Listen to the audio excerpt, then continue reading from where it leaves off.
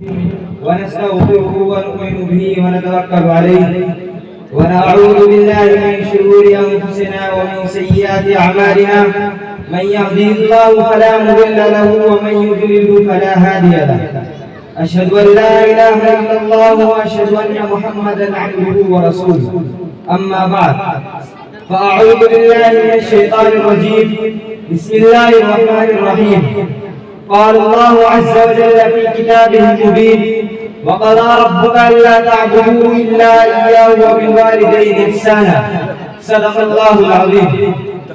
سبھی کچھ ہو رہا ہے اس طرح کے زمانے میں، سبھی کچھ ہو رہا ہے اس طرح کے زمانے میں، مگر یہ کیا غضب آدمی انسان نہیں ہوتا. یاد رکھیں کہ یہ نصیحت ہے، فرض ماں باپ کی اطاعت ہے، نہ کرو ان کو تم کبھی نہ ان کے قدموں کے نیچے جنت ہے.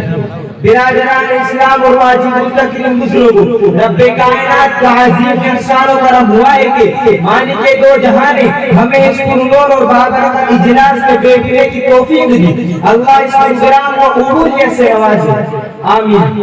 اس متبرک محفل میں مجھے حقوق والدین پر خطاب کرنے کا موقع ملا ہے، اس لیے میں چند منٹ اس عنوان پر گفتگو کروں گا. امید ہے کہ سنجیدگی کے ماحول کو برقرار رکھیں گے. حضرات گرامی، اگر آج کے پرفتن دور میں ہم دنیا پر دائرہ نظر ڈالیں تو یوں محسوس ہوتا ہے کہ ہر صرف سے اپنے حقوق کے متعلق کی سزا سنائی دیتی ہے، ہر صرف ظلم زیادتی کا دور دورہ نظر آتا ہے، ایک دوسرے کے حق کو مارتا ہوا نظر آتا ہے، ہر ایک کو دوسرے سے شکایت، رعایا کو بادشاہ و حاکم سے شکایت، آقا و مالک کو غلام سے شکایت، غلام و نوکر کو آقا سے شکایت، والدین کو اولاد سے شکایت. کوئی پڑوسی کا حق ادا کرنے کے لیے تیار نہیں، اولاد والدین کا حق ادا کرنے کے لیے تیار نہیں. والدین پر ظلم و زیادتی کے پہاڑ بولے جا رہے ہیں، ان کی عزت و احترام و آداب کو پامال کیا جا رہا ہے، والدین کے ساتھ گھرانے اور ناپاک حرکت کی جا رہی ہے. ہم اس ماں پر ظلم و زیادتی کی برسات کرتے ہیں جس ماں نے لوما اپنے پیٹ میں رکھا، جس ماں نے 2.5 سال تک دودھ پلایا، جس ماں نے بچے کی خاطر مصیبت برداشت کی، جس ماں نے بچے کی پریشانی کو اپنی پریشانی سمجھا. مجھے بتاؤ تو صحیح کہ کیا والدین کا حق یہی ہے کہ ان پر ظلم و زیادتی کے پہاڑ کھولے جائیں؟ کیا ان کے ساتھ گھناؤنی اور ناپاک حرکت کی جائیں؟ کیا ان کے عزت و احترام کو پامال کیا جائے؟ ہرگز نہیں، ہرگز نہیں. یہ والدین کا حق نہیں. یاد رکھیں کہ اگر کوئی اپنے والدین کے عزت و احترام کو پامال کرتا ہے، ان پر زیادتی کرتا ہے، تو وہ اپنا ٹھکانہ جہنم میں بنا لے. میں اپنی طرف سے نہیں کہتا، حدیث شریف میں موجود ہے. حضرت امامہ رضی اللہ عنہ سے مروی ہے کہ محسن انسانیہ صلی اللہ علیہ وسلم سے ایک شخص نے دریافت کیا، یا رسول اللہ ما حق الوالدین، والدین کے حق کیا ہے؟ سنو میرے نبی کا جواب سنو.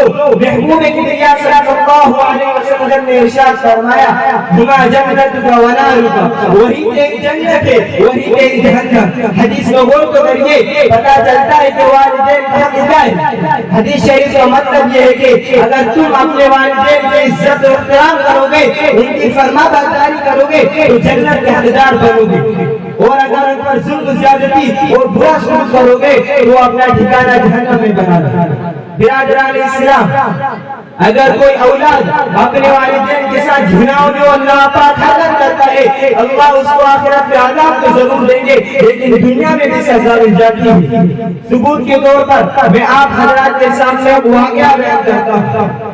غالباً پاکستان میں پیش آیا. ایک نوجوان نوکری سے گھر آیا، اس کی بیوی نے اس سے بات کی شکایت کی. نوجوان کو غصہ آیا، وہ ماں کو مارنے کے لیے گیا تو بیچاری بوڑھی ماں نماز پڑھ رہی تھی. سخت دل نوجوان نے سجدے کی حالت میں ماں کی گردن پر پیر رکھا، اس زور سے رکھا کہ ماں مالک حقیقی سے جامی. اس نوجوان اور چچا زاد بھائی دونوں نے ماں کو دفن کرنے کے لیے قبر تیار کی. پھر ماں کو قبر میں اتارنے کے لیے وہ نوجوان اور چچا زاد بھائی دونوں قبر میں اترے تو وہ چچا زاد بھائی کو قبر سے صحیح سلامت باہر نکل گیا. لیکن اس نوجوان نے نکلنے کی کوشش کی تو قبر نے اسے فوراً دبوچ لیا. نوجوان دہشت زدہ و ڈر کی وجہ سے چلانے لگا. لوگوں نے اس نوجوان کو قبر سے نکالنے کی ہر ممکن کوشش کی لیکن کامیاب نہ ہو سکے. بہت سارے لوگوں نے اس نوجوان کے لیے دعا بھی کی لیکن کسی کی بھی دعا کارگر نہ ہوئی. آخرکار وہ نوجوان توقع پر مر گیا. لوگوں نے مجبوراً اس کے اوپر مٹی ڈال دی.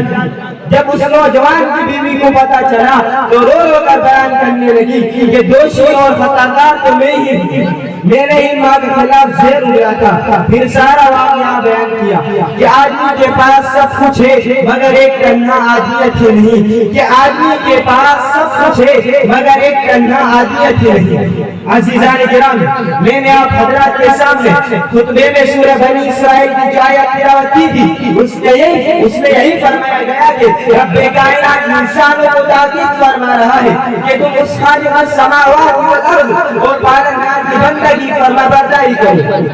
فرمایا کہ وہ بالوالدین احسانا کہ والدین کے ساتھ اچھا سلوک کرو. اسی پر اکتفا نہیں کیا بلکہ آگے اور ارشاد فرمایا کہ إما يبلغن عندك الكبر أحدهما أو كلاهما فلا تقل لهما أف ولا تنهرهما وقل لهما قولا كريما.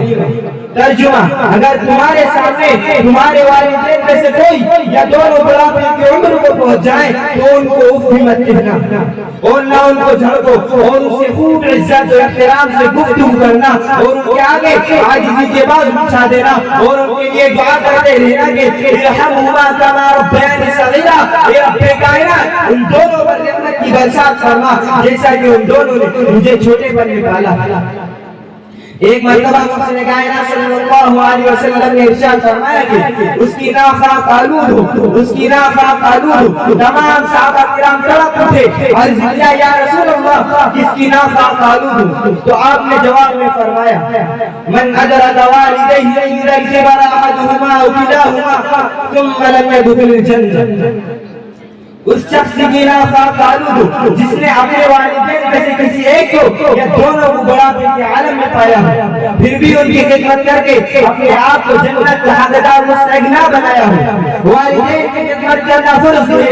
رب کائنات کے کلام سے ثابت ہے، محسن کائنات کے کلام سے ثابت ہے، صحابہ کرام کے اقوال سے ثابت ہے، ائمہ مجتہدین کے اقوال سے ثابت ہے.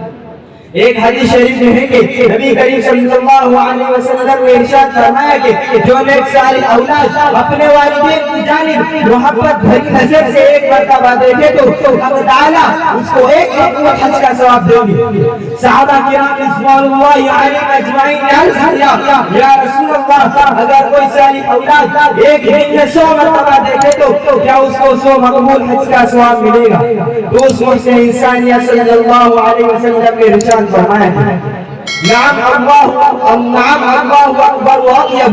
ہاں رب کائنات کی عطا اور بخش سے تمہارے تصورات سے بڑھ کر.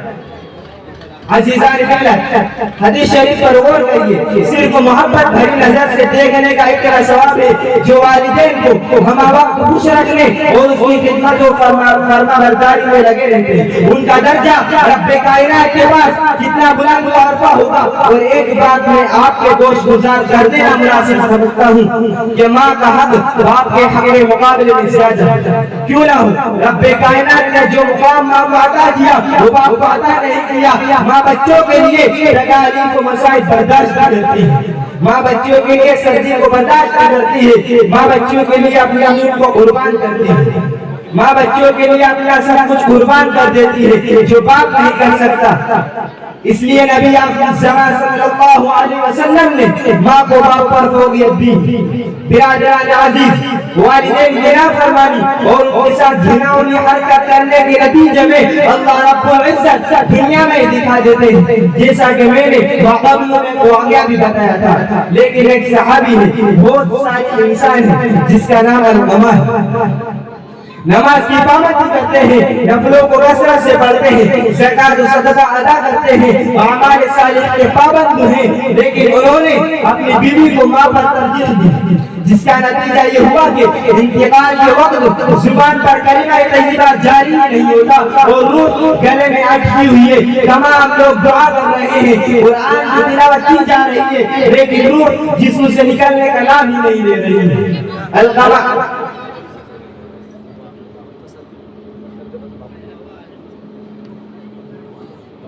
کسی شاعر نے کیا کہا، اپنے من میں ڈوب کر پاجا سراغ زندگی، اپنے من میں ڈوب کر پاجا سراغ زندگی، تو اگر میرا نہیں بنتا نہ بن اپنا تو بن۔ ہمیں اپنی فکر کرنی چاہیے۔ والدین کے حق حقوق العباد سے تعلق رکھتا ہے، اور حقوق العباد حقوق اللہ سے بھی خطرناک ہوتے ہیں۔ اسی پر میں اپنی بات ختم کرتا ہوں۔ اللہ ہم سب کو والدین کے ساتھ حسن سلوک اور ان کو راضی کرنے کی توفیق عطا فرمائے۔ آمین و آمین۔